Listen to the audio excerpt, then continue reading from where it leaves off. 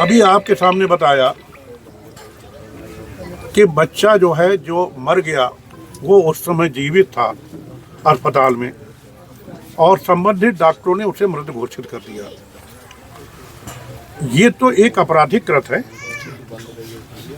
असंवैधानिक तो छोटी बात है, ये आपराधिक कृत्य है, यह हत्या के समकक्ष है। एक आदमी मर रहा है, तुम्हारी ड्यूटी है उसको बचाने की।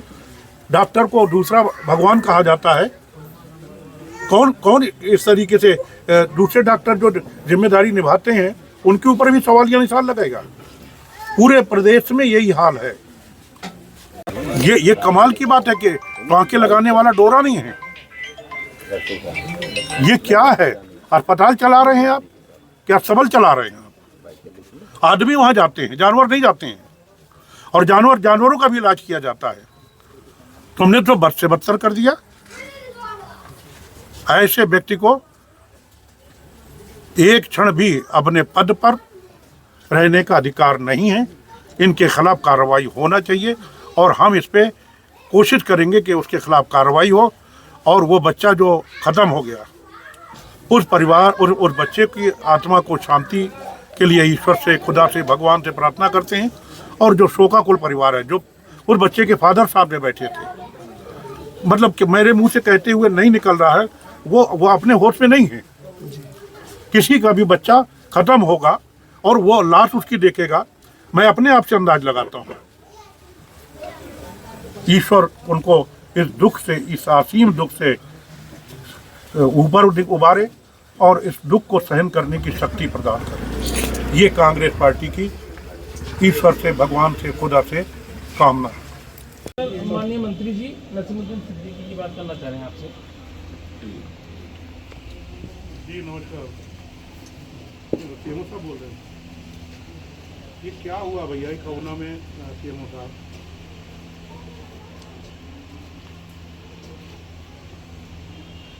जी जी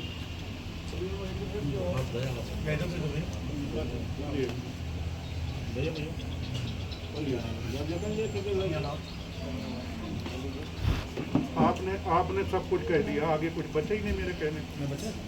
अगर आप ये कह रहे हैं कि प्रथमदत्ता लगता है कि लापरवाही बरती है तो कुछ बचा ही नहीं। चलिए, मेरी आज उनसे बात हुई, माननीय ब्रजेश पाठक जी से, उप मुख्यमंत्री जी से, अभी कल मैं मिल रहा हूँ उनसे। तो अगर ये सब होना है तो मैं काहे के लिए उनसे कहूँ? आप ही मेरे लिए जो करना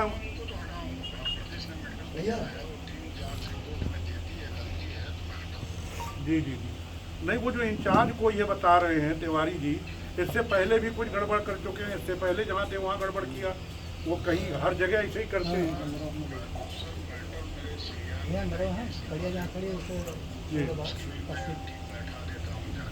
हाँ चलिए, कराइए इसको। भाई छुट्टी वाले दिन समझ में नहीं आया मेरे कि पूरा ओपीडी खुल जाना, इमरजेंसी तो मैं जानता हूँ, मेरे पास भी बात था तो मुझे थोड़ा बहुत अंदाज है, लेकिन जी जी जी जी आपके विभाग में रहा हूँ, तो प्लीज़ इसको थोड़ा सीरियसली लीजिए प्लीज़। Thank you. ओके। अब भैया कि मैं इसकी रिपोर्ट बना करके, सीडी बना करके माननीय राहुल गांधी जी, माननीय खड़गे साहब को भेजूंगा। और आप लोग इस चीज़ को विश्वास कीजिए कि कांग्रेस पार्टी तन मन धन से, जमीन से लेकर के और सदन तक आपकी लड़ाई लड़ने के लिए पूर्णतः तैयार है। हम जब आए थे तो एडिशनल सीएमओ हमारे सामने ही आए थे, पीड़ित परिवार का बयान भी ले रहे थे, और हम लोगों के सामने जो उन्होंने बयान दिया, उन्होंने कहा कि ये बिल्कुल गलत है। उन्होंने एक्सेप्ट किया कि हाँ ये गलत हुआ है। अब उसके ऊपर क्या हो रहा है, राजनीतिक बर्दाश्त उस व्यक्ति को प्राप्त है। सत्ता पक्ष जानते हैं आप लोग किसका है, उसमें कुछ कहने पर का है नहीं। और जब जनप्रतिनिधियों को क्षेत्र की जनता के बारे में कुछ सोच ही नहीं रह गई तो उसके आगे क्या कहा जा सकता है? उसके लिए लड़ाई लड़ने का हमारा जो काम है उसको हम करेंगे।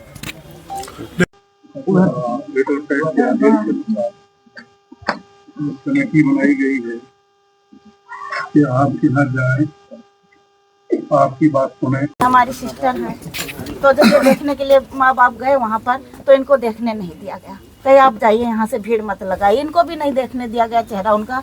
लेकिन मैंने ज़बरदस्ती करके, जब हम घुसने लगे तो हमको रोका गया कि आप बाहर जाइए, क्या करने आई हैं। मैंने कहा मैं उसकी नानी हूँ और बगैर देखे मैं जाऊंगी नहीं यहाँ से। मैंने वो जबरदस्ती, आपका अधिकार है। जी हाँ, मैंने जबरदस्ती करके उसका चेहरा हटाया, सफेद चादर जो डाली हुई थी वो हटाया। मैंने उसका देखा, सर ऐसा हुआ था, उड़ा हुआ था खाल, और फिर मैंने उसकी कोई फोटो खींची गई थी? हाँ, फोटो है हमारे पास मौके पर। अब आगे चलिए, हम बाद में मैंने उसकी जब नारी छुई तो नारी की धड़कन उसकी चल रही थी। अरे जी हाँ, चल रही थी प्रेजेंट में।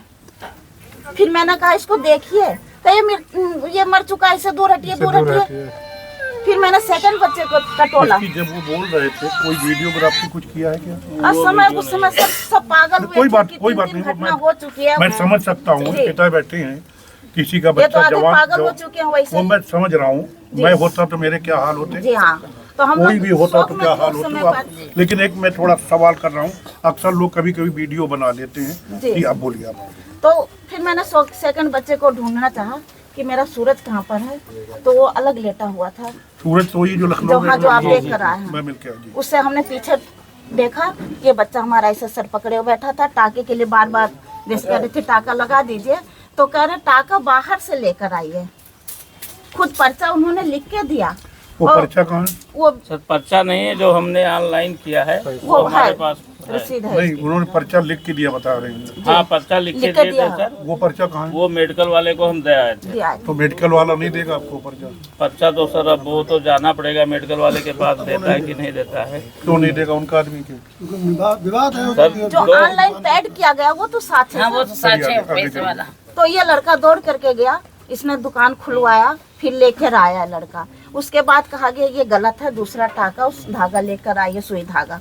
फिर ये लड़का कहे कि जायसवाल की दुकान पर ही जाइए, जायसवाल की दुकान पे जाइए। समझ गया मैं, वो होता है उनकी कमीशन। जी, फिर ये लड़का गया जायसवाल।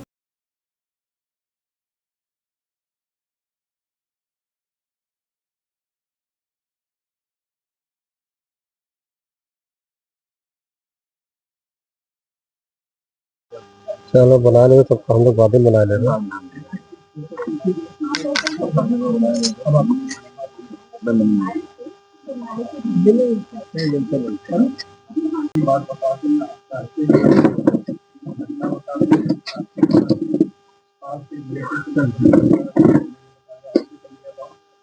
आपके सामने वहाँ प्रधान जी भी थे, वो आप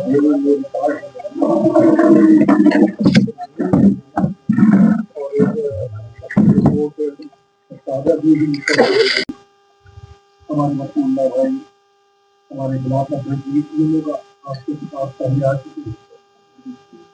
और आज जो है हम फिर आपके बीच में अध्यक्ष जी पहले भी बोल चुके हैं।